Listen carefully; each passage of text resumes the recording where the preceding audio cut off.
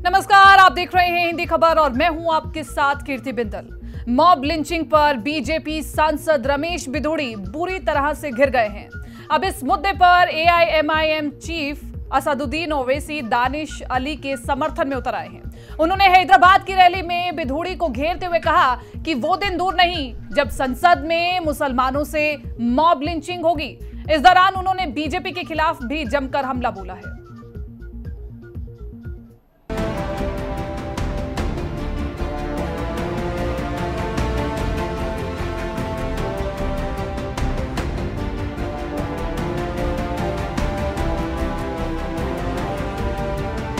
Mob lynching पर घिरे रमेश बिधूड़ी पर असदुद्दीन ओवैसी का बयान।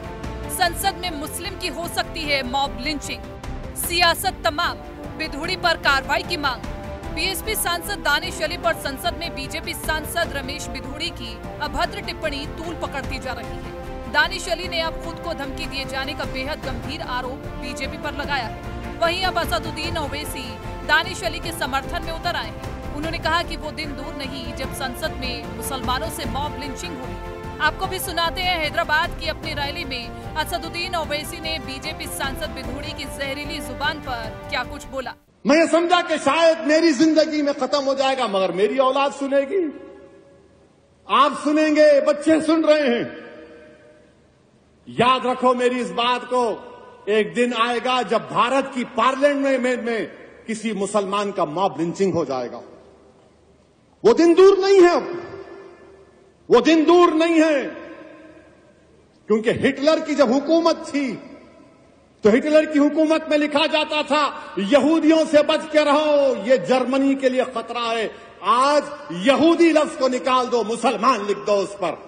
मदर ऑफ डेमोक्रेसी के टेंपल में एक चुने हुए सांसद के खिलाफ जिस तरीके के अल्फाज मुल्ला, कटवा, आतंकवादी, उपद्रवी, ये क्या है? इस देश में हो क्या रहा है? ये हो क्या रहा है? रूह भी कांप जाती है वो अल्फाज सुन के। मैं रात भर सो नहीं पाया। हैदराबाद की अपनी रैली में ओवैसी बिधूड़ी के खिलाफ बयानबाजी को लेकर काफी तल्ख दिखे। वहीं दानिश अली से बदजुबानी के मामले में बीजेपी सांसद रमेश बिधूड़ी दिल्ली स्थित पार्टी मुख्यालय में कारण बताओ नोटिस का जवाब देने पहुंचे। क्यों ले रहे हैं मोदी साहब? सिरे नहीं ले रहे हैं, सिरे ले रहे हैं देश के वैज्ञानिक। सिरे ले रहे हैं, बोलने नहीं दूंगा कभी खड़ा होगा, ये बता रहा हूँ सर। ये जो श्रेय अगर जाता है तो देश के प्रधानमंत्री को जाता है। दानिश अली जी प्लीज योर सीट। आपको बता दें कि बीएसपी सांसद दानिश अली पर संसद में बीजेपी एमपी बिधूड़ी ने जहरीले शब्दों का इस्तेमाल किया था, जिसके बाद संसद में जमकर बवाल हुआ था। इस दौरान रक्षा मंत्री राजनाथ सिंह ने भी खेद जताया। वहीं लोकसभा अध्यक्ष ओम बिरला ने रमेश बिधूड़ी को कड़ी चेतावनी दी थी, वो इस तरह के शब्दों का इस्तेमाल संसद में न करें। जिसके बाद से इस मुद्दे पर सियासत लगातार गर्माती जा रही है। लेकिन अब बिधूड़ी और दानिश अली की लड़ाई मॉब लिंचिंग तक पहुंच चुकी है। लेकिन अब सवाल ये कि क्या बीजेपी अपने सांसदों की गंदी जुबान को काबू करने के लिए क्या कोई ठोस कदम उठाएगी? ब्यूरो रिपोर्ट, हिंदी खबर। रमेश बिधूड़ी ने लोकतंत्र के मंदिर में अमर्यादित भाषा का इस्तेमाल क्या किया, पूरी बीजेपी घिर गई है और अब ओवैसी ने भी एंट्री मार ली है। तमाम गेस्ट हमारे साथ जुड़ चुके हैं, उन सभी का परिचय मैं आप सभी से करवा देती हूँ। आलोक वत्स हमारे साथ नेता बीजेपी से जुड़ चुके हैं। आलोक जी, आपका बहुत बहुत स्वागत है चर्चा में। संदीप मिश्रा हमारे साथ प्रवक्ता कांग्रेस से जुड़ चुके हैं। संदीप मिश्रा जी, आपका भी बहुत बहुत स्वागत है इस चर्चा में। सौरभ दुबे हमारे साथ राजनीतिक विश्लेषक के तौर पर आज पैनल में मौजूद है। सौरभ दुबे जी, आपका भी बहुत बहुत स्वागत है इस चर्चा में। आलोक वत्स जी, चर्चा की शुरुआत में आपसे ही करना चाहूंगी, वो इसलिए कि प्रधानमंत्री नरेंद्र मोदी ने नई संसद भवन में कहा था कि यहां पर सांसदों का जो आचरण होगा, जो व्यवहार होगा, जो वाणी होगी, वो लाखों लोगों के लिए, अरबों लोगों के लिए, करोड़ों लोगों के लिए प्रेरणा स्रोत बन जाएगा। तो इसके लिए सभी को मिलकर के प्रयास करना चाहिए। तो रमेश बिधूड़ी जी की ओर से ये प्रयास थे और इसलिए विपक्ष को अब मौका मिल गया है। मॉब लिंचिंग तक कह दिया गया है कि संसद में मॉब लिंचिंग हो सकती है।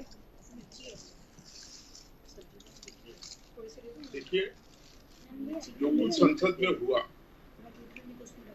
किसी तरीके से मानेंगे।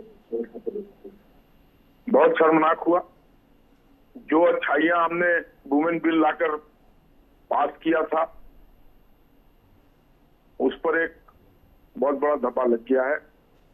लोकतंत्र में अधिकार है आपको, लेकिन दूसरे की आजादी जहां से शुरू होती है वहां आपकी आजादी का अंत हो जाता है। अगर पैर फैलाने की बात है, आप अपना पैर फैला लीजिए, लेकिन आप अपना पैर अगर मेरे नाक पर रख देंगी तो वो मान्य नहीं है, क्योंकि मेरी आजादी वहां से शुरू होती है जहां से मेरी नाक शुरू होती है। इन्होंने जो कुछ भी कहा सदन के पटल पे और जितनी अगरिमामय बातें कही, वो एक सभ्य समाज में, एक सुसंस्कृत समाज में वो कतई एक्सेप्टेबल नहीं है। आपको किसी से डिफरेंसेस हो सकते हैं, लेकिन उसका एक तरीका है व्यक्त करने का। जो मैंने सुना, जिस तरीके की भाषा का प्रयोग हुआ, वो भारतीय जनता पार्टी के संस्कृति की भाषा नहीं है, और पार्टियों का मैं नहीं जानता हूं। और मुझे लगता है कि इस पर कठोरतम कार्रवाई होगी। बीजेपी के द्वारा भी शोकॉज नोटिस इशू कर दिया गया है, और मुझे लगता है कि ओम बिरला जी को भी इस पर संज्ञान तो लिया है उन्होंने, इसको एक्सपंज किया है, लेकिन अकॉर्डिंग टू मी विपक्ष का आरोप आलोक जी आपके ऊपर ये है वो कि अगर नहीं है मेरे नजर में। हाँ नहीं, लेकिन आपको सुनना तो पड़ेगा ना, एक स्वस्थ लोकतंत्र में चर्चा तो होनी चाहिए, आपको विपक्ष की भी सुननी पड़ेगी। विपक्ष अगर ये कह रहा है, वो परेशान है विपक्ष पूरी तरह से, कि अगर यही बात विपक्ष में से किसी और ने कही होती तो तुरंत उसे संसद से बाहर निकाल दिया जाता, लेकिन फिर आखिरकार रमेश बिधूड़ी जी पर इतनी कृपा क्यों? देखिए, ये आपका कहना सही है कि और भी जो लोग निष्कासित किए गए, चाहे संजय सिंह हो, राघव चड्ढा हो, डेरेक ब्रायन हो, उससे बड़ा दोष है ये। तो इस पर कार्रवाई तो होनी है, और कड़ी कार्रवाई होनी है। उसमें इतनी देर क्यों हो रही है, ये हमारे लिए कौतूहल का विषय है। मैंने अन्य चैनलों पर भी, आपके यहाँ से भी, आपके प्रेस्टीजियस चैनल से भी मैं यही अपील करूंगा कि अगर लोकतंत्र को बचाना है, लोकतंत्र की गरिमा बरकरार रखनी है, तो ऐसे लोगों को कतई बख्शा नहीं जाना चाहिए। ठीक है। लेकिन इसी के साथ साथ ओवैसी जी ने जो कहा है, उस पर आप क्या प्रतिक्रिया देना चाहेंगे? सड़क से लेकर संसद तक मॉब लिंचिंग, ये गंभीर आरोप है बीजेपी पर। खैर, ओवैसी जी बार बार भड़काऊ चीजें बोलने के आदी हैं। हाँ, सही बात है, अगर आपने मौका दिया है कि लोगों को, तो इस तरीके की अनर्गल बातें करेंगे ही। हमें मौका ही नहीं देना चाहिए था कीर्ति जी। अगर हमने इस तरीके की बातें करके लोगों को मौका दे दिया है, तो उस पर तो वो तरह तरह की प्रतिक्रियाएं देंगे ही। इसमें एक प्रतिक्रिया ये भी है जो उन्होंने दिया है, हालांकि ये कहीं से एक्सेप्टेबल नहीं है। बीजेपी सर्वधर्म समभाव, सबका साथ सबका विकास करने वाले लोग हैं। जो कुछ भी हमारी कल्याणकारी योजनाएं आए हैं, वो इसका मूल प्रमाण है, कि हमने समाज के हर वर्ग को इन चीजों से ऊपर उठकर मदद किया है। तो देखिए, अगर आपके 5 बच्चे हैं, एक लड़का अगर आवारा हो जाए, तो इसका मतलब थोड़ी है कि पूरा परिवार आवारा हो गया है। विश्व की सबसे बड़ी पार्टी हो गई है, पता नहीं किस मूड में, किस कारण से घर से लड़के आए थे, क्या किए थे पता नहीं, कि इस तरीके की अनर्गल बातें। और मैं सबसे ज्यादा हतप्रभ हूं कि सदन में बैठे हुए जितने लोग थे, वरिष्ठतम किसी ने ये हिम्मत नहीं दिखाई कि इस व्यक्ति को रोका जाए। मौन स्वीकृति भी स्वीकृति होती है कीर्ति जी। तो मैं हतप्रभ हूं, पूरे सदन में पक्ष और विपक्ष के जो लोग बैठे इस बात को सुन रहे थे, डॉक्टर हर्षवर्धन जी हंस रहे थे, हालांकि उनसे भी जवाब मांगा गया है। खैर मैं ये नहीं कहना चाहता कि कौन हंस रहा था कौन मुस्कुरा रहा था, ये पूरे देश ने देखा है। इसलिए इस पर मुझे बोलने की जरूरत नहीं है। ठीक है, मैं बाकी लोगों को भी एक बार चर्चा में जोड़ लूं। हमारे साथ सौरभ दुबे जी भी बने हुए राजनीतिक विश्लेषक है। सौरभ दुबे जी, क्योंकि हम देख रहे हैं कि पुरानी संसद भवन को देखें तो वहां पर भी इसी प्रकार का कल्चर था, लेकिन हम उम्मीद ये कर रहे थे कि नई संसद भवन में शायद विचार बदलेंगे, व्यवहार बदलेगा, लेकिन ऐसा कुछ नहीं हुआ और इसलिए विपक्ष के पास मौका है तो तरह तरह के आरोप तो लगाए जाएंगे, लाजमी सी बात है। देखिए, पक्ष और विपक्ष वाली बात नहीं है। देखिए, जो संसद शब्दों की अपनी मर्यादा तो होनी चाहिए, बिल्कुल। और संसद के जो संसद सदस्य हैं वो किसी भी पार्टी के हों, कहीं से भी हों, लेकिन अगर उनकी शब्दों की मर्यादा नहीं है उस संसद, जो हम लोकतंत्र का मंदिर जिसको कहते हैं, तो इससे बड़ी खतरनाक बात इसलिए नहीं हो सकती लोकतंत्र के लिए क्योंकि वहां से आप संपूर्ण 140 करोड़ लोगों को मैसेज देते हैं। वहां से बच्चे से लेकर के बूढ़े तक वहां से सीखते हैं। संसद एक ऐसा मंदिर है लोकतंत्र का जहां से पूरी जनता अपने सांसदों को सुनती है कि वो हमारे भविष्य के लिए क्या बात कर रहे हैं, हमारे मुद्दों पर क्या बात कर रहे हैं। हमने जो अपना विषय लिख करके दिया था क्या उस पर चर्चा हो रही है, लेकिन चर्चा से भटक करके अब शब्दों का प्रयोग करना एक दूसरे के खिलाफ, ये बहुत ही निंदनीय कार्य है। बहुत इसकी जितनी निंदा की जाए उतनी कम है। लेकिन इसमें रमेश बिधूड़ी जी कोई नया प्रकरण नहीं है, एक लगातार लंबी श्रृंखला है, चाहे वो कांग्रेस के पार्टी के हो, चाहे पीडीपी के हो, समाजवादी पार्टी के आजम खां हो, बहुत लंबी श्रृंखला है। और आप समय समय पर देखेंगी इनको जो है जहां जहां पर जब बोला गया संसद के अंदर तो वहां पर स्पंज किया गया है, इनके वर्ड जो अक्षर बोले गए हैं। और ये आपसे नहीं पुराने समय से होता रहा है। निश्चित रूप से रमेश बिधूड़ी जी की भाषा संसद की जो गरिमा है उसको तार तार करने वाली थी। कहीं से भी उसकी जो है उसकी हर जगह से उसकी जो है उसकी बुराई उसके बारे में गलत कहा जा सकता है कि उन्होंने गलत बोला, जो उन्होंने बुरा भला बोला, लेकिन ये आज का क्रम नहीं है। अगर हमें वास्तव में मूल रूप से सही तरीके सही चीजों को सही करना है तो संसद के अंदर जितने सांसद हैं उन सभी सांसदों को अपने आचरण को सही करना होगा। और कहीं न कहीं भारतीय जनता पार्टी जो कि एक अनुशासित पार्टी मानी जाती है और जिसके अंदर अपने सांसदों को संसद के अंदर किस तरह का आचरण करना चाहिए, ऐसा उनके अंदर एक तरीके से जैसे बच्चों को मैं समझ गई आप क्या कह रहे हैं। संदीप मिश्रा जी, मैं ये नहीं किसी भी तरह से मैं जस्टिफाई नहीं कर रही हूँ कि रमेश बिधूड़ी जी ने जो भी कहा है वो सही है, वो बहुत गलत है और हम उसका खंडन भी करते हैं। लेकिन यहाँ पर जिस तरह से सौरभ दुबे भी कह रहे हैं कि ये सिर्फ बीजेपी में रमेश बिधूड़ी नहीं बल्कि कांग्रेस में भी कई नेता हैं, अन्य पार्टियों में भी कई नेता हैं, तो शुरुआत तो सबकी तरफ से होनी चाहिए। लोकतंत्र के मंदिर को तो लोकतंत्र का मंदिर अगर बनाना है सही मायनों में तो सबके लिए सबका सहयोग होना चाहिए। मैं जवाब दूं? जी संदीप जी, आपने बड़े धैर्य से 7 मिनट सुना और 4 मिनट सुना है आपने बेटी को। मैं समझता हूं कि 2-3 मिनट आप मुझे भी बिना इंटरप्ट बिल्कुल बोल सकते हैं आप। मैं ये पूछना चाहता हूं कि लोकतंत्र के मंदिर को जो सजाया संवारा और नया कलेवर दिया गया है, क्या ये इसीलिए दिया गया था कि दूसरे और तीसरे दिन ही लोकतंत्र के इस महामंदिर के महिमा मंडन को खंडन कर दिया जाए एक बीजेपी के सांसद द्वारा? मैं सवाल ये पूछता हूँ, आज पूरा देश एक बात पूछ रहा है कि ये बीजेपी का मुंह है या बीजेपी के मुंह पर तमाचा है बिधूड़ी का ये बोलना? आज पूरे दुनिया ये जानना चाहती है कि सच बताएं बिधूड़ी और नड्डा साहब बताएं, अमित शाह बताएं कि क्या भारत के लोकतंत्र में आतंकवादी जीत के आते हैं, आतंकवादी रहते हैं, आतंकवादियों को टिकट दी जाती है, वो आतंकवादी वहां के लोकतंत्र के मंदिर में शामिल है या नहीं? अगर नहीं है तो बीजेपी के अध्यक्ष को, बीजेपी के नेताओं को इसको खंडन करना चाहिए था कि हमारे देश में, हमारे सदन में कोई भी इस तरह की कोई बहुत अच्छी भाषा, बहुत अच्छा व्यक्तित्व नहीं है उनकी यार। ये मैं बोला था आपके बीच में सौरभ जी? नहीं, आप बोलिए। नहीं ठीक है, एक एक करके बोलेंगे ताकि सभी की आवाज समझ आए। ठीक है संदीप जी, आप पूरी कीजिए। बोला था कि मर्यादा रखिए, आप भी रमेश बिधूड़ी मत बनिए, आप भी रमेश बिधूड़ी मत बनिए।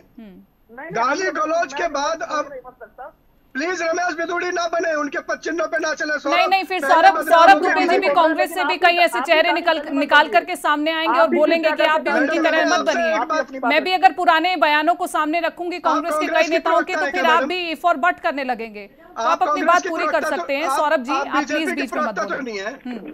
आप बीजेपी के प्रवक्ता नहीं है, एंकर की तरह सवाल पूछिए। बात मेरी बीजेपी को जवाब है, एंकर को जवाब नहीं। एंकर पार्टी ना बने ना। नहीं, मेरे को दोनों को चुप करवाने का पूरा दायित्व है, जिम्मेदारी है। अगर आप दोनों साथ में बोलेंगे तो ऐसे बात नहीं बनेगी।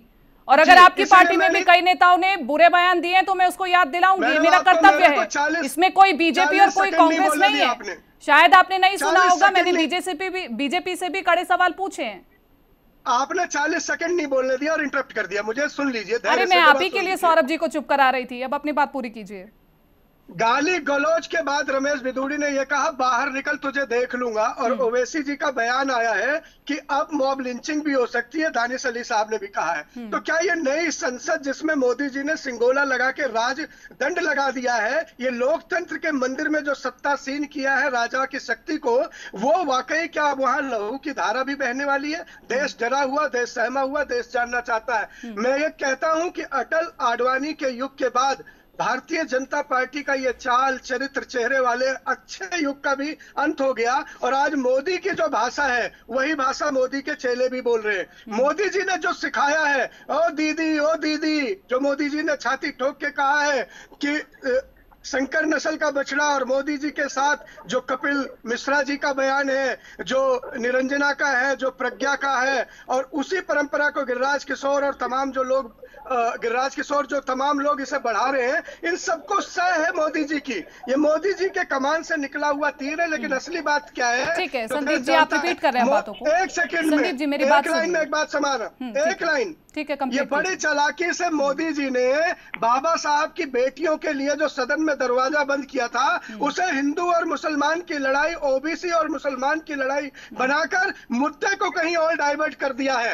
अडानी का कर्ज माफी होगा, मोदी जी 1 मिनट में करते हैं। अपने दोस्तों का कर्जा माफ होगा, 1 मिनट में करते हैं। तालाबंदी 1 मिनट में, जीएसटी 1 मिनट में, नोटबंदी 1 मिनट में। लेकिन बाबा साहब की बेटियों के लिए और देश की महिलाओं के लिए सदन दूर करने के लिए 5 साल बाद का लॉलीपॉप देते।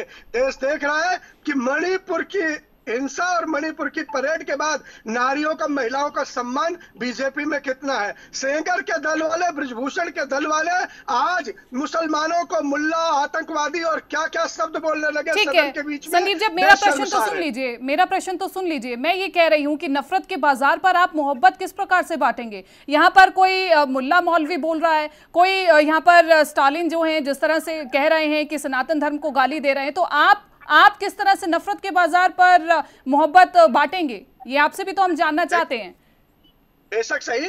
राहुल गांधी जी का आप वक्तव्य देखिए कि जिस दिन रमेश बिदूड़ी ने देश की संसद को शर्मसार किया, वो गए और उन्होंने अली साहब को गले लगाया और कहा कि सारे हिंदू ऐसे नहीं है जैसे रमेश बिदूड़ी हैं। सारे हिंदू बीजेपी के हिंदुओं की तरह जहरीले जुबानी नहीं है, नफरत नहीं फैलाने वाले, अमन चाहते हैं। ये राहुल गांधी जी का पैगाम था। एक भाई दूसरे भाई को गले लगाकर बता रहा था कि हमसे हिंदुस्तान है, हम मतलब हिंदू, मतलब मुसलमान। अगर हम एक साथ है तो आवाम की पहचान है, आवाम की खुशकिस्मती है, अमन है, शांति है। यही है नफरत के बाजार में मोहब्बत की दुकान, जो मेरे नेता ने सरेआम सरेराह चलकर सबको दिखाई है, सिखाई है। अब आलोक वत्स जी, ये आपके ऊपर आरोप है संदीप मिश्रा जी की ओर से कि महिला आरक्षण का बिल लेकर के आए, लेकिन उसे मुद्दे को डाइवर्ट करना था ताकि उस पर किसी का ध्यान न जाए, इसलिए ये मुसलमान वाला फैक्टर बीच में लेकर के आया गया। ये रमेश बिदूड़ी जी को पहले से ही सिखाया गया था क्या? देखिए कीर्ति जी, ये सब अनर्गल बातें हैं।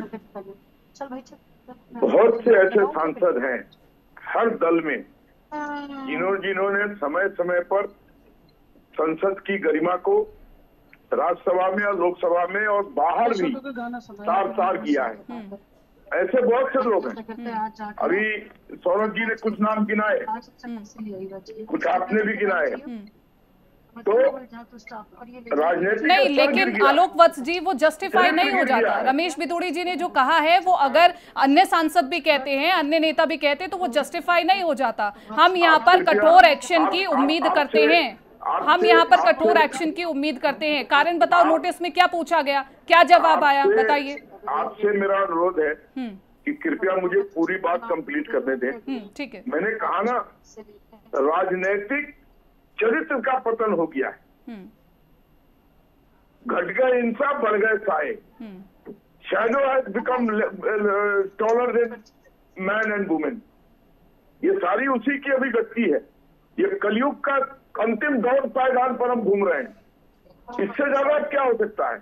जहां से हमें शिक्षा लेनी है, जहां से हमें इम्बाइब करना है कि राष्ट्रभक्ति किस ढंग से की जाए, वहाँ हमको ये सब सुनने को मिल रहा है। आप सोचिए कि हमारे बच्चे, हमारे नौजवान जो इस चीज को देख रहे होंगे, वो क्या इससे सीख लेंगे, क्या राजनेताओं के प्रति वो बात हम समझ गए, वो बात आलोक जी हम समझ गए, लेकिन इस माहौल को ठीक करने की जिम्मेदारी भी तो आपके पास है ना। इसलिए तो कहा जा रहा है कि अगर कठोर एक्शन होगा तो एक एग्जाम्पल जाएगा। ऐसे व्यक्तियों को कीर्ति जी, जिस किसी भी पार्टी से संबंध रखते हो, जिस किसी व्यक्ति ने इस तरीके की बातें की है, उस पर कठोर से कठोरतम कार्रवाई होनी चाहिए। बल्कि उसको समाज में दोबारा चुनाव नहीं लड़ना देना चाहिए। तो विपक्ष ये पूछ रहा है कि रमेश बिधूड़ी जी को बाहर का रास्ता दिखाएंगे क्या पार्टी से? मुझे पूरा विश्वास है कि पार्टी अभी शोकत नोटिस किया है, लेकिन उसके ऊपर जो कार्रवाई होगी वो देश में और अपने आप में एक मिसाल होगा। संदीप जी, इतना सुनना काफी है। आलोक जी ऑन रिकॉर्ड ये बोल रहे हैं कि जो कार्रवाई होगी वो कठोरतम कार्रवाई होगी, थोड़ा धैर्य रखिए। देखिए, मैं एक बात बहुत आदरणीय वाजपेयी जी को याद करता हूँ। वाजपेयी जी का अपना कोट है, वत्स साहब को भी बढ़िया से याद होगा, कि नेहरू जी के खिलाफ अटल बिहारी वाजपेयी ने एक दिन भाषण दिया कि आपके अंदर चर्चिल भी है, चैम्बरलिन भी है। और शाम को वो मिले एक पार्टी में, नेहरू जी ने उनके कंधे पर हाथ रखा और कहा, आज तो बड़ा जोरदार भाषण दिया है आपने। एक वो दौर था जो अटल जी का था, नेहरू जी का था, इंदिरा जी का था, राजीव जी का है।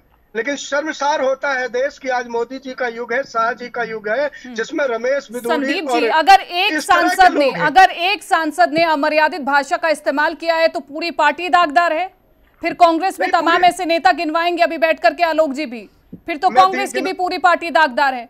मैं गिनवाता हूँ कपिल मिश्रा का बयान कि देश के गद्दारों को और गोली मारो ... ज्योतिरादित्य निरंजना ज्योति का कि हरामजादे वर्सेस रामजादे। मैं और बयान नहीं, इस तरह के शब्दों का प्लीज इस्तेमाल ना कीजिएगा, क्योंकि ना हमने ऐसे बयान दिखाए हैं, ना ऐसे हमने बयान दिखाए हैं, ना हम सुनाना चाहते हैं। मैंने किया है, निरंजना ज्योति ने किया है, जिसने भी किया है। मैं कह रही हूँ और मैं उन्हें गलत भी कह रही हूँ, लेकिन ऐसे शब्दों का इस्तेमाल मत कीजिए। मैं कोट अनकोट कर रहा हूँ। आज आपको सुनने में शर्म आ रही है और एक मंत्री से सरेआम बोल रही है। तो ये भारतीय मुसलमानों टीएमसी से महुआ मोइत्रा ने क्या कहा था? इंडिया अलायंस में है ना टीएमसी से महुआ मोइत्रा ने क्या कहा था? उन्होंने फिर मैं वही कह रही हूँ, अगर परतें खुलती जाएंगी तो परत दर परत खुलती जाएगी कि किसकी पार्टी से किसने क्या बोला था। बहरहाल ठीक है, मुल्ला कहा, आतंकवादी कहा, गोली मारो, बहुत गलत है, बिल्कुल गलत है। मैं खंडन करती हूँ इसका, हिंदी खबर खंडन करता है इसका। ठीक है, नाजिम खान हमारे से जुड़ चुके हैं, मुस्लिम स्कॉलर। एक बार मैं नाजिम जी को भी चर्चा में जोड़ लूं। नाजिम खान जी, सबसे पहले आपका बहुत बहुत स्वागत है। ओवैसी जी ने कहा है कि सड़क से लेकर संसद तक मॉब लिंचिंग, रमेश बिधूड़ी जी ने जो कहा है, और भविष्य में ऐसा हम हैरान नहीं हो सकते इस बात से कि संसद में भी मॉब लिंचिंग देखने को मिलेगी। इस पर अपनी प्रतिक्रिया दे जल्द से। देखिए कीर्ति जी, जिस तरीके से भाजपा के एक सांसद ने लोकतंत्र के मंदिर में जिस तरीके से बयानबाजी करी है और मुसलमान को कट मुल्ला और मुल्ला उग्रवादी इस तरीके के शब्दों से संबोधित करके पूरी संसद को अपमानित करा, पूरे भारत को अपमानित करा है। लेकिन भाजपा सरकार अभी तक क्यों खामोश है? अभी आलोक बख्शी जी कह रहे थे कि उस पर कठोर से कठोर कार्रवाई होनी चाहिए। कार्रवाई करेगा कौन आलोक जी, ये तो बताइए। जब मौजूदा सरकार के मंत्री वहां बैठे हुए हैं, चेहरों पर उनके मधुर मधुर मुस्कान नजर आ रही है, और वहीं पर वो भाजपा का सांसद खुलेआम ये कह रहा है मुल्ला, और उल्टे सीधे ऐसे शब्दों से संबोधित कर रहा है कि मुझे शर्म आ रही है ऐसे शब्दों को इस्तेमाल करते हुए। तो ये बताइए, देश के अंदर मुसलमानों को अब तक तो मॉब लिंचिंग सड़कों पे करी जा रही थी। ये मान के चलिए, अगर कुंवर दानिश की अगर मॉब लिंचिंग संसद के अंदर हो जाती तो ये क्या होता? ये कुछ नहीं होता। ये सिर्फ और सिर्फ एक भारत के अंदर जिस तरीके का माहौल पैदा करा जा रहा है मुसलमानों के खिलाफ, बड़ा ही दुखदाई है कीर्ति जी। जिस तरीके के शब्दों का इस्तेमाल लोकतंत्र के मंदिर में करा गया, वहां मुसलमान की मॉब लिंचिंग भी हो सकती है। ठीक है, बहुत जल्द से जवाब दीजिए आलोक वत्स जी, बहुत जल्द से जवाब दीजिए। देखिए, मैं मान रहा हूं, शुरू से मैं कह रहा हूं, जो उन्होंने किया कतई एक्सेप्टेबल नहीं है, और हमें पूर्ण उम्मीद है कि भारतीय जनता पार्टी उन पर कठोर से कठोर कार्रवाई करेगी। सर 5 दिन हो गए, 5 डे हो गया, 5 दिन हो गया, अभी तो कोई कार्रवाई नहीं हुई है आलोक जी। 5 दिन बहुत होते, उसी दिन कार्रवाई हो जाती तो पूरे देश के अंदर अच्छा मैसेज जाता, सर संदेश जाता। लेकिन मुसलमानों के खिलाफ क्या साजिश चल रही है, पूरे देश को पता चल गया कि आपके साथ नाजिम भाई सुनिए, अब आप बोलने दीजिए। आप आजिम भाई, डिले हुआ है लेकिन डिनाई नहीं होगा, इसका मैं आपको गारंटी देता हूं।